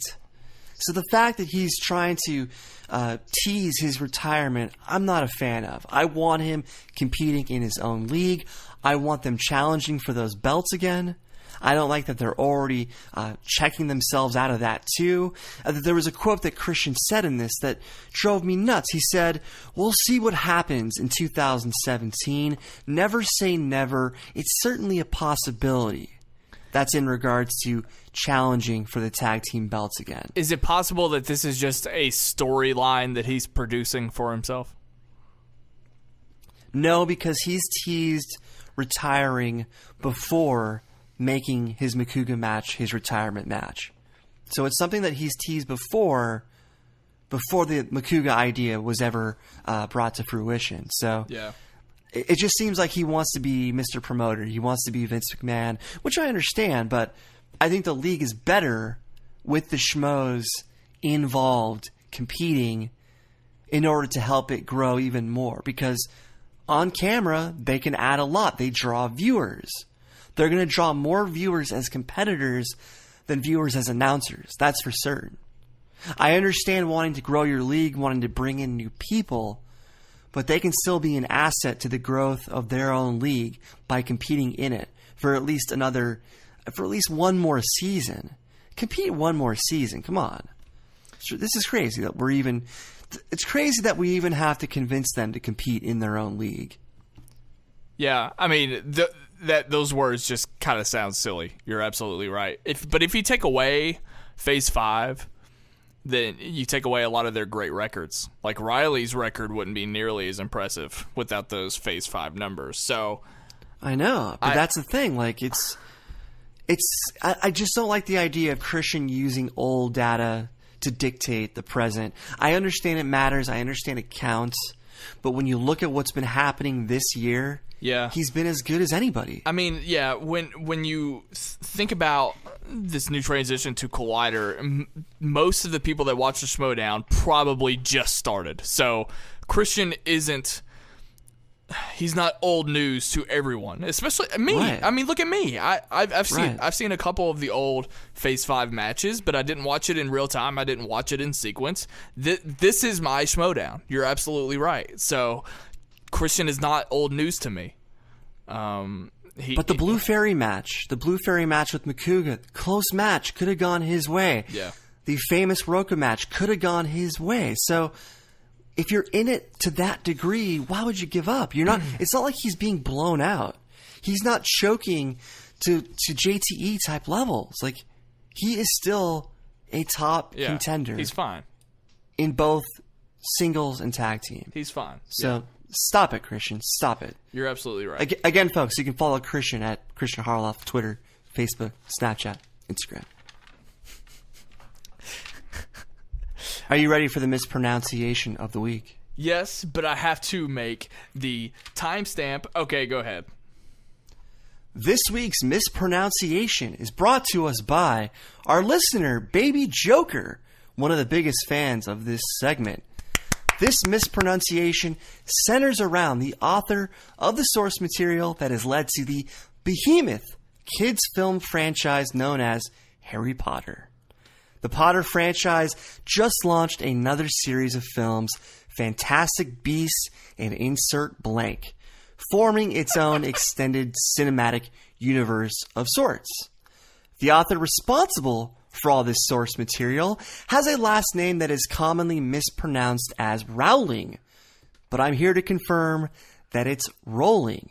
Joanne Jo Rowling is the real name of J.K. Rowling, who also has another nom de plume, Robert Galbraith, a name she uses for her adult stories. So Fantastic Beasts and Where to Find Them is the first script that J.K. Rowling has written since the Potter franchise launched in 2001, and that is your mispronunciation of the week. Well, Brian, I didn't tell you before the show, but I actually have a mispronunciation segment of my own. Okay. You ready for this? Is it Bon Iver? No, it is not. We've mentioned him several times on the show. A lot of you might be familiar with the person who actually creates our Schmoedown questions, Mr. Chris. We've mentioned him several times. I was going to mention this last week. I heard Kristian say Skalicki, not Skalicki. That's actually incorrect as well. Oh, is it? I'm here to confirm that it is Chris Skalicki. Skalicki? The C in his name is actually an S sound. Skalicki. That sounds like John Candy's character's name in Home Alone. I think it's like Gus Polinski. Gus Skalinski. Okay. Very similar sounding name to John Candy in Home Alone. Thank you. But are you not... Kenosha Kickers. Are you not blown away that that's... I mean, it is Skalicki. Like, if you're looking at it, it reads Skalicki. The fact that it's actually Skalicki blows my mind, unless this is just a way of trolling us and he's lying to me. But that's what he said to me earlier this week. Say it one more time, please. Skalicki.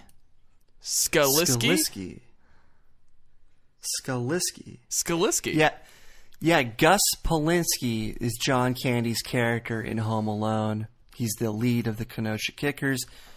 Please, God, tell me you've seen Home Alone. I am a proud owner of the first two Home Alones. I even actually had Home Alone 3 for a while. The one with Scarlett Johansson? The one with French Stewart. Well, Scarlett Johansson's in one of the Home Alone movies. Maybe she's in the fourth one. I don't know. A young Scarlett Johansson is in one of the later Home Alone films, 3 or 4. Why are we on this? Well, you brought up Skolinski, so it reminded me of Gus Polinski from Home Alone. Okay, so the moment you have all been waiting for, let's talk about, let me turn the page, Schmoes Know show number 259, Superhero Movies 2016 recap. That's correct. Yeah, so. Who was sitting at our desk this week, Snelling? Oh, is this what we're doing? Oh, I know. We are right now. I know what you're doing. Well, we had Kristian, we had Mark Ellis, we had Brett Sheridan, and Emma Fife. Is that what you wanted me to do? Yes. Say Emma Fife last. Did you have a point on that? No, but make sure to follow Kristian Harloff on YouTube, as he did a very special video for Loot Crate's channel about his top 5 MCU directors. Make sure to catch him on the Heidi and Frank show. I'm not sure if he does those Heidi and Frank shows anymore, but just check him there anyway. Well, let's talk about this show in particular. Because I was happy to have the live show back. You know, I wasn't really a fan of last week's episode. It wasn't one of my favorites. But this was a great episode for me. I really, really enjoyed this. What about you? Yeah, this is one of my favorites. I was overwhelmed by how much I favored this episode. So, if I could say favorite another few times, I would. Even though the sound was garbage, even though everybody was sick, it was still a wonderful episode. One of my favorites. I have that exact note in my notebook. The sound was garbage. Yeah. I was even excited because I think Copster posted something in somewhere. He posted something somewhere.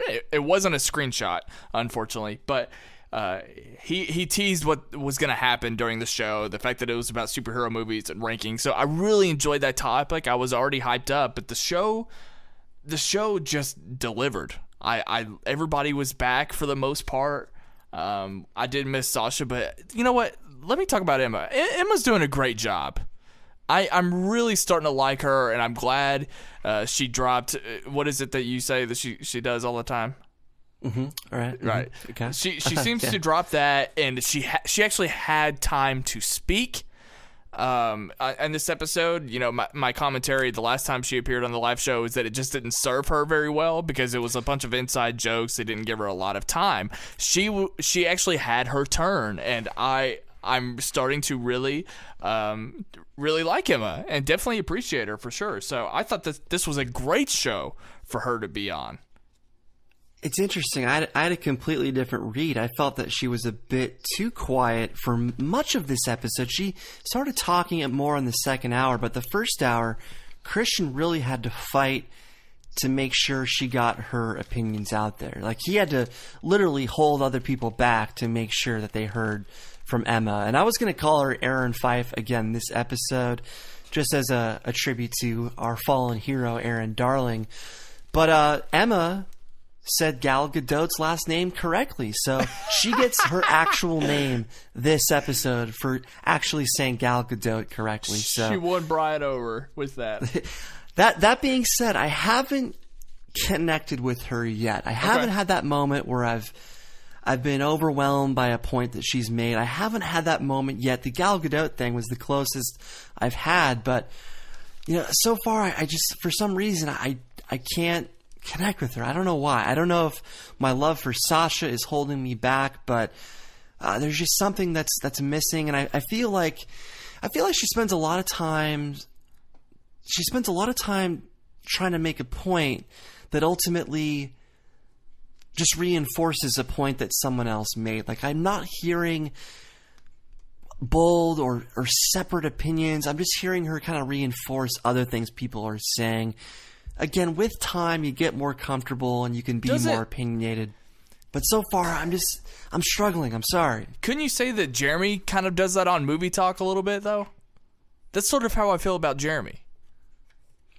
Well, that's the thing. On Movie Talk, certain things only have so many different angles you can analyze them.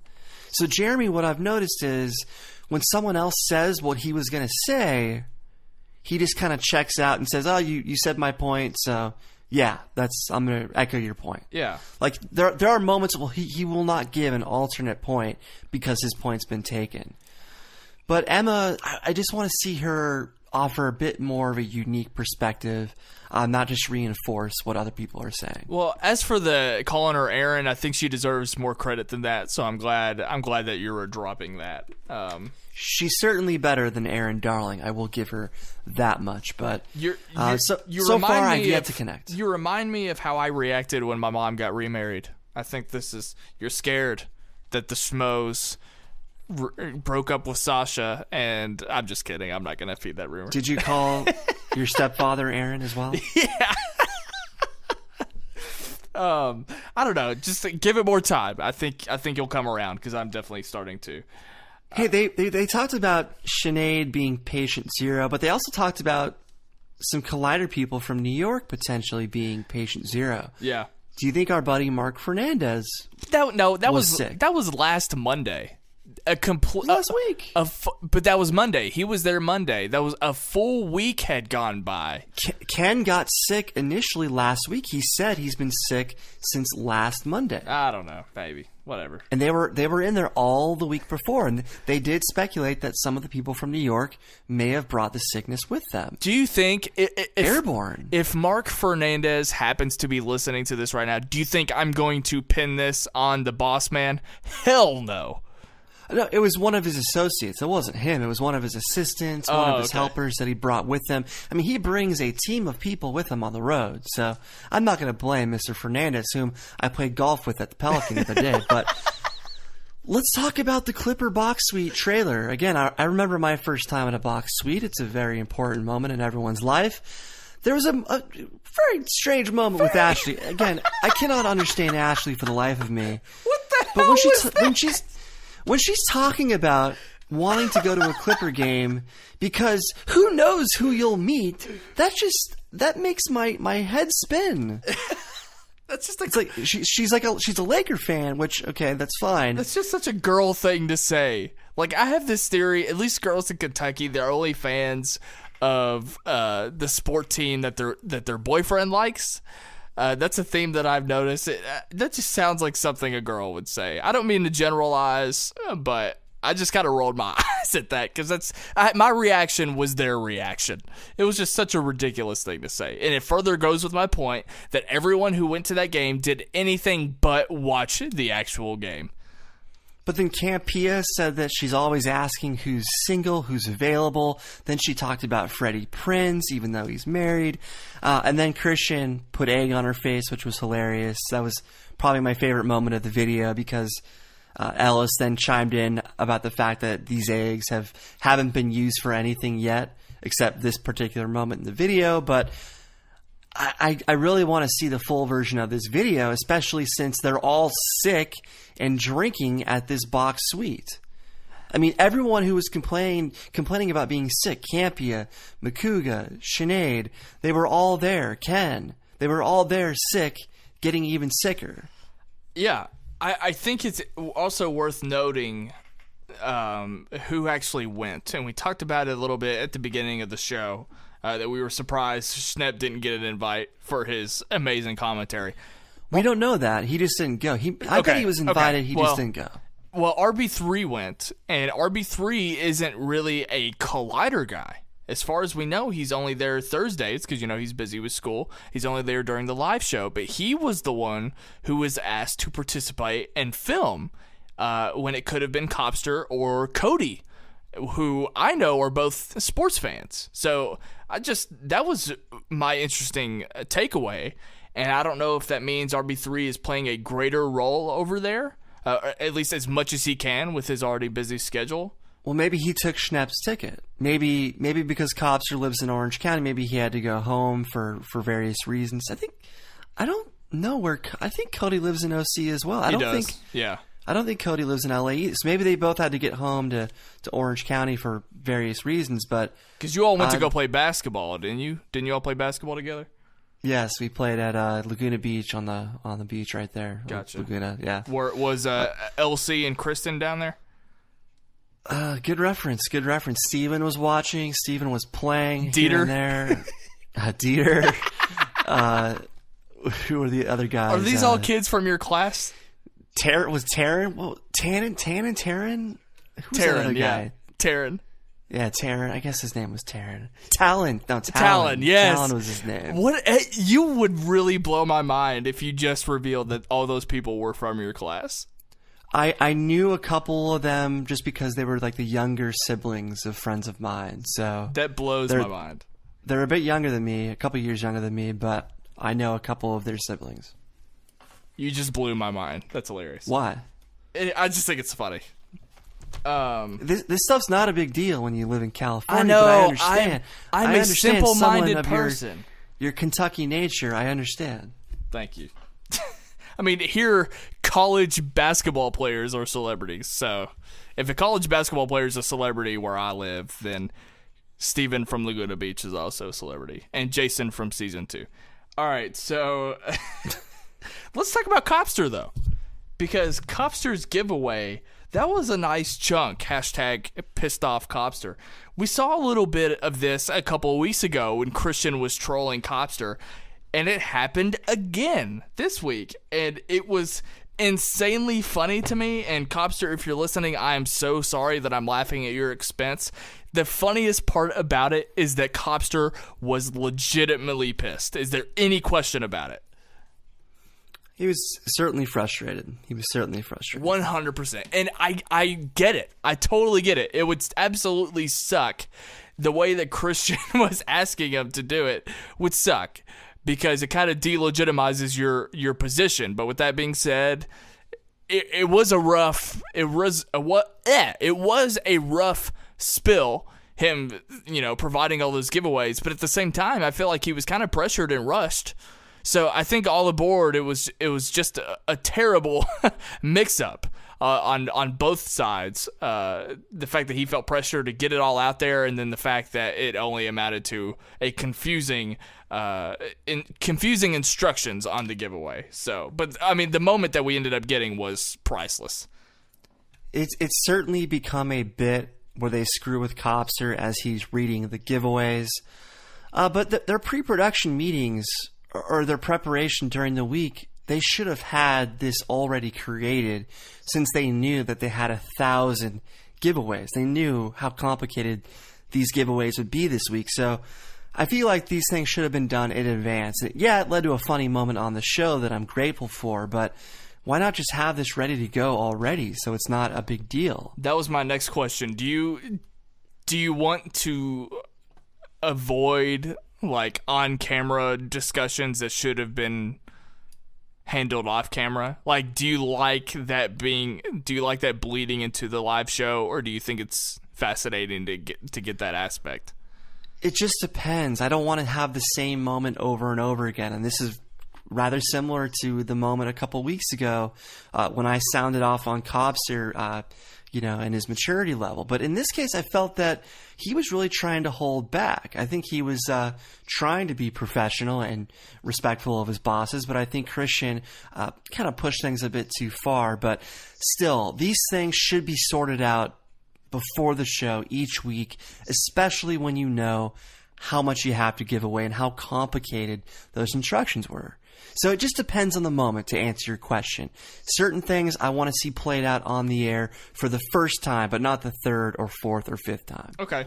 Well, I'll give Copster some credit because I'm sure that his position, there's a bit of a learning curve, so I'm not going to fault him for this. I'm certainly not angry that this type of conversation took place, and the fact that I was able to laugh at it made it pretty entertaining. So, your boy Brett. And Brett to the Future, that was a pretty hyped up Brett to the Future segment. Brett Sheridan was inspired this week for reasons that we can imagine. Brett looks like Shea Wiggum when he's clean shaven. Shea Wiggum, popular character actor. He's in just about everything these days. Simpsons character? No, he's an actor. He's on True Detective. He's on a million things. You would know his face if you saw him. He looks like Steve Zahn's second cousin, basically. He's one of those guys. Oh, that guy. Like he looks like Shea Wiggum. So look him up after the show. Steve Zahn lives the next town over from me. That's really interesting. I watched Steve Zahn in a movie called Sunshine Cleaning today with Amy Adams and Emily Blunt. Anyways, Brett, his wife, apparently went to the high school in Pump Up the Volume, which is just crazy to me. It's crazy. But what? Brett wait, you can't think that's crazy and then make fun of me that you know people from Laguna Beach. But of all the random movies and random places to say, oh, my wife went to that high school that they used in the filming, that is so random that it's more crazy to me than me saying, oh yeah, these people that live within 5 minutes of me, I happen to know their brothers or sisters. I mean, they filmed in my backyard, quite literally, but regardless, Brett used this as an opportunity to vent his frustration with internet bitching, and he gave the internet a big fat middle finger. So Brett is fired up. He's taken a stand, and he chose the perfect movie to take a stand to. Have you seen Pump Up the Volume, first off? Nope. Well, as a Mr. Robot fan, you should watch it because Sam Esmail draws a great deal of inspiration from it, and you see why he cast Christian Slater in the role that he cast him in on Mr. Robot. So please check it out. What you just said intrigued me more than Brett's review, unfortunately. Well, he doesn't watch Mr. Robot. I'm not discounting his review because it was a great segment, but yeah, I like that you said that. I'm definitely gonna rent it, and within 24 hours, I will have seen Pump Up the Volume and give you my own Snell to the future. Snell job. Let me ask you. What? Ellis's tattoo, yay or nay? Well, as a Kentucky fan, I've seen quite a bit of people in my hometown that have Wildcat tattoos that have the UK logo as tattoos. I get it, but the other choices, I'm not going to dictate what Ellis gets as a tattoo. So that's not what I'm trying to do here. But to me, for me, the other choices in the poll, like Star Wars and Van Halen, those make way more sense because I've only heard Ellis talk about Wake Forest like twice. So I was a little surprised. I'm sure everyone in the room gets it way more than I do. I wish, and I guess this is your question, if it was up to me, no, that's not what he would have gotten, but it's obviously not up to me, so. I thought for sure, given the times, that he was going to get the rebel emblem. I forget what it's called. I can't believe I'm blanking on what it's called, but that, yeah. The symbol that represents the rebellion. I thought for sure he was getting that given the times that we're in right now. But or maybe an Ewok? He got the Demon Deacon. And I love the moment, though, where he mocks Makuga for not having any Pittsburgh ink. Because Makuga chimed in on how people were going to be disappointed with the answer. And Ellis took offense to that, even though Makuga then explained why he said that. But Ellis used it to mock Makuga for not having any Pittsburgh ink and being afraid to represent his town, even though he's this huge Pittsburgh guy. And you know I loved it too, because me and Makuga are in a rut right now. So. Oh, are you? You don't remember last week's episode? I remember. And the fact that Kristian trolled us with that picture of Makuga at the Clippers game. Yeah, he clearly said, "Hey, say hi to the Schmoeville guys." Yeah, and he sent that picture to us. I hope that makes the video. That's all I can say. Oh, him talking about us and setting up the Makuga hello to Schmoeville. I doubt it. I doubt it's gonna happen. Yeah, I don't think they're gonna. Right. I don't think they're gonna play that card again. It would get too much ratings if we were featured in it. So. Right. The quote was that Makuga is too much of a pussy. Just to clarify, right. That's what Ellis said. But that was really, really funny. But see, Makuga was reacting to the poll where the majority of people picked Star Wars or Van Halen, but Ellis didn't realize he was reacting to the poll results. He thought he was insulting the tattoo that he did choose. So, whatever. But we had a breakout moment, though, for another person. A very impassioned moment from another person on the cast. That was RB3. Hell yeah. He's worth more than just great laughter, folks. He can deliver the nasty. He can tear that ass up. He brought the house down. He brought the house down with his Suicide Squad speech. Yeah. He was fired. He was fired up, man. That Ultimate Edition pissed him off. It pissed me off as well, but I wasn't expecting much. But you know that he had such high hopes for this film, and it just broke his heart. And so I like that we saw a bit of edge in RB3. He's not just a guy that laughs on the camera. He can dish it. We saw that later in the episode too, when he was talking smack to Team Fanuga. We'll get to that later. But what did you think of RB3's impassioned speech? For one, RB3, thank you for saving me money, especially after Kristian made me buy that Rogue One book. I'm going to not to buy the Suicide Squad Ultimate Edition. I don't know if that's what they're actually calling it, but I believe so. RB3 cussing is striking to me. Isn't that new, or am I just now picking up on it? No, he's done it before. I mean, there's a darkness in RB3. I mean, when he gets going, there's a darkness in that boy. I loved it. Oh my god. Me too. I loved it. And I tell you what, man, he is full of surprises. I know the guys over there in the studio get more of him than we do. Kristian, I've sensed this admiration from Kristian. If Kristian was in love with anyone in that studio, it's going to be RB3. So the more we get to know of RB3, the better. Because my goodness, I want to get to a point where my cheeks are just blood red like Kristian's are whenever he is on camera speaking. What a great guy. To quote Kristian, he is the best. We got to have him back for his third appearance on the Schmoeville after show, that's for sure. Kenny, with the news, he wasn't feeling well. He made that quite clear. But he had this great milkshake joke that just went terribly awry, but it was still funny because Kenny was sick. Oh, God. So even Ken at half strength is better than most people at full strength. He butchered it, but he played it off so well. That was such a funny moment. He dropped an F-bomb. Was it Olivia Munn that he was referring to having a milkshake with? Yeah, I think so. I thought it was. Maybe not. Regardless, another great news segment. And it's funny, people were talking about what Ken was wearing in the Schmoeville Facebook group today. Oh, I didn't even notice. What was he wearing? He was wearing a gray suit with a black shirt. Okay. And a lot of people kept making comparisons, and for some reason it just reminded me of Al Pacino in Heat.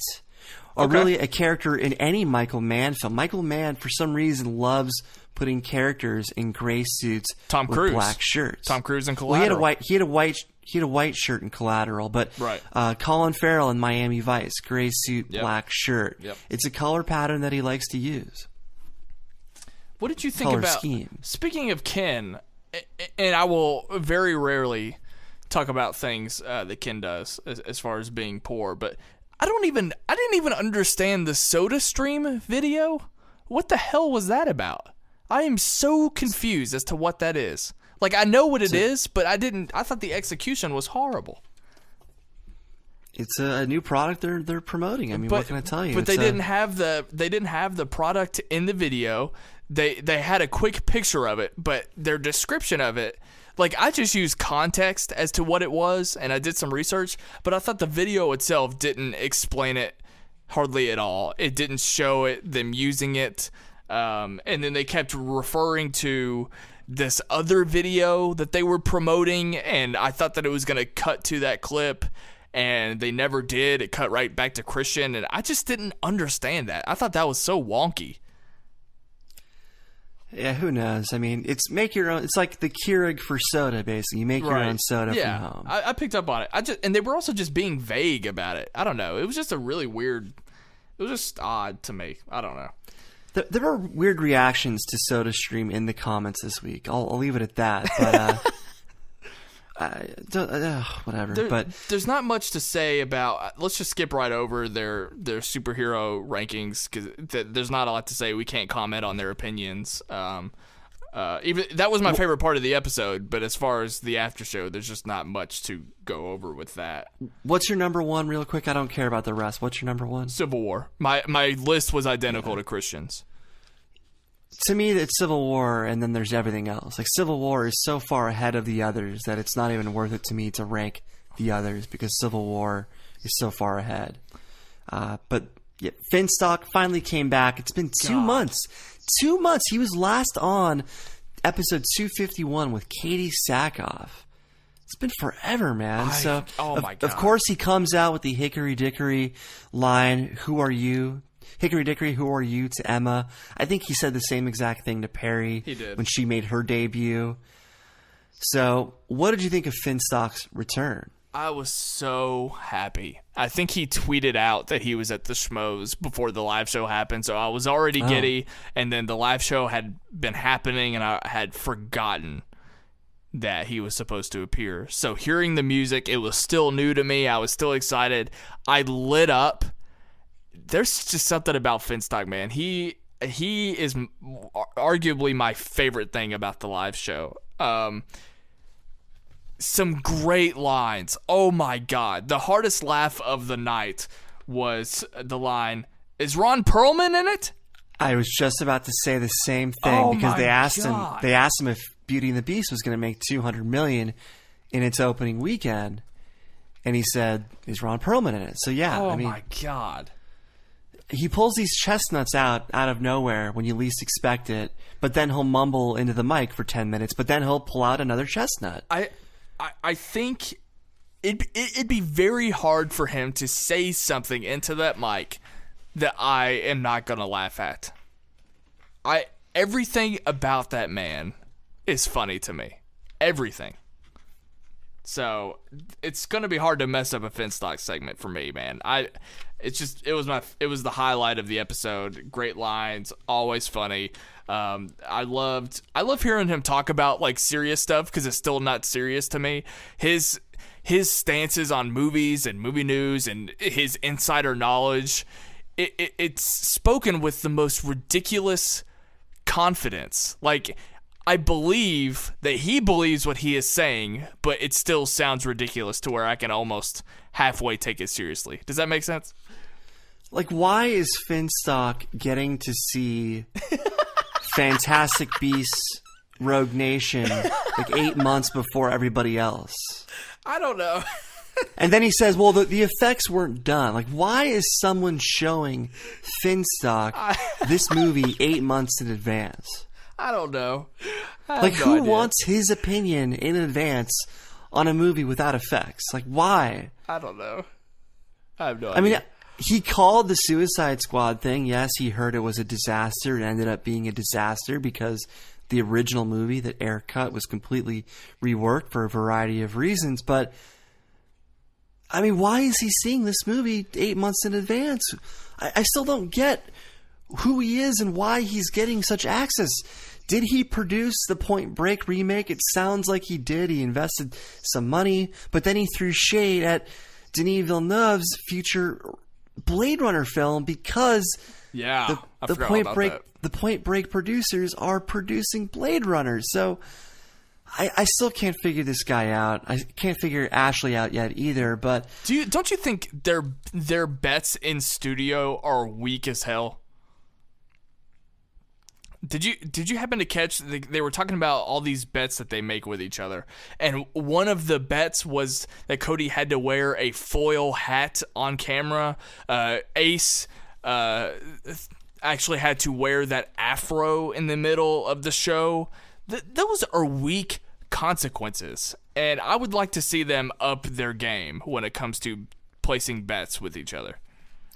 I'm trying to think of what they were talking about when Makuga was almost willing to lick the side of a urinal for something to happen.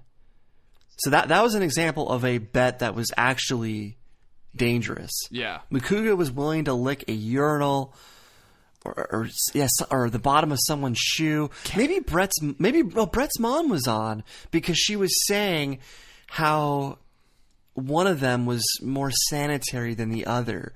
So that's an example of them actually being dangerous and risky when it comes to bets. But yeah, the fro thing, that was totally stupid. Campea is supposed to piss on a cat. He hasn't done that yet, to my knowledge. But someone was that a bet? It was, or he said if something didn't happen, I can't remember what it was. If something didn't happen, then he would piss on a cat. But it did happen, so we're waiting. But someone's also probably about to pick up the phone and call PETA. So, Mark Riley won another What's the Pitch? He's won this game before. Have you seen What's the Pitch ever? Is this the first time you've ever been a part of this game? It is the first time. Did you have a favorite of the 4 pitches? Or I liked Brett's and Riley's the most. Ace's was disappointing. He didn't really come up with anything on his own. He's like, hey, I read this comic book, make this movie. So I was disappointed in that. But the inserting the clip of Ace's reaction from The Walking Dead made up for it, and I got my good dose of Ace in this episode because of that.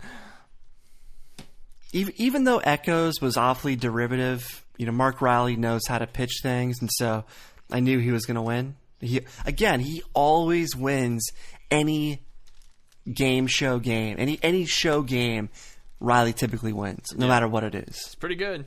And congratulations to Riley, by the way. His winning script in a script contest that he won was read out loud, and they did like a Facebook live stream for it. So it's Second City. I think that's Second City in Chicago, I want to say. Yeah, it was a Second City script contest. Yeah. And he co-wrote it with someone, and it was, like you said, it was read. Shout out to you, Riley. Congratulations on that, by the way. So let's talk about the smack talk between Team Fanuga and the Wangers. And yes, I am forever going to call them Team Fanuga because it's way better than Team Mega Powers. Mega Powers is not memorable. We've forgotten that team name in the past, in fact. It also just doesn't represent them. I don't... How are they Mega Powers exactly? Yeah, right. It doesn't associate who the team members are. So Team Fanuga is way better as far as I'm concerned. But this led to RB3's I can't wait to tear that ass up. Great line. Finstock, I'll give you guys a 7-point handicap, and then Makuga like, no wait, settle down. Like, great moments all around. What were your thoughts? Look, I've brought up this theory to Kristian. He has debunked it. He has called me an idiot or some kind of variable of this. I'm calling this right now. I don't want it to happen. I don't want this to be the case. But I predict that Team Fanuga wins this match.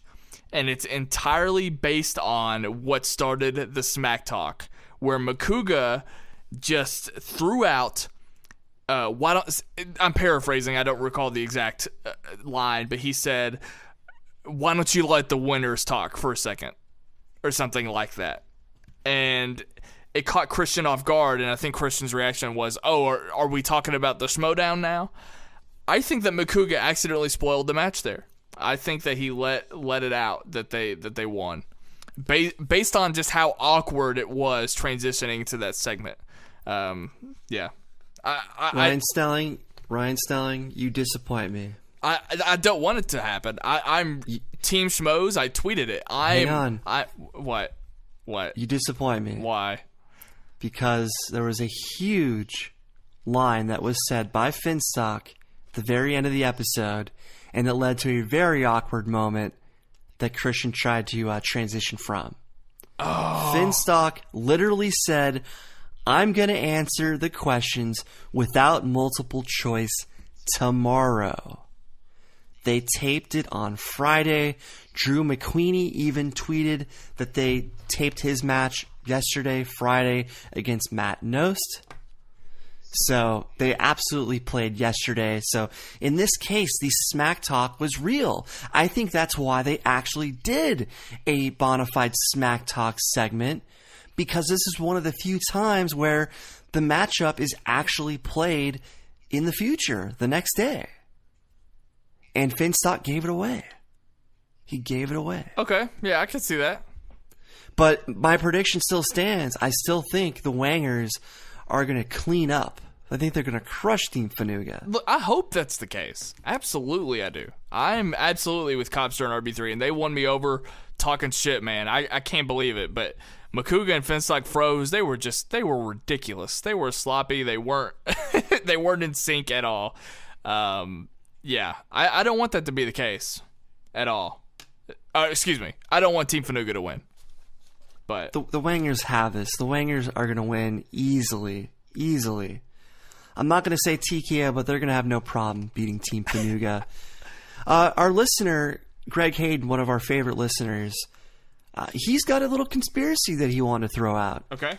He thinks that Beardo has vanished from the live show because he's afraid that Makuga is threatening to get him back for scaring him on the air.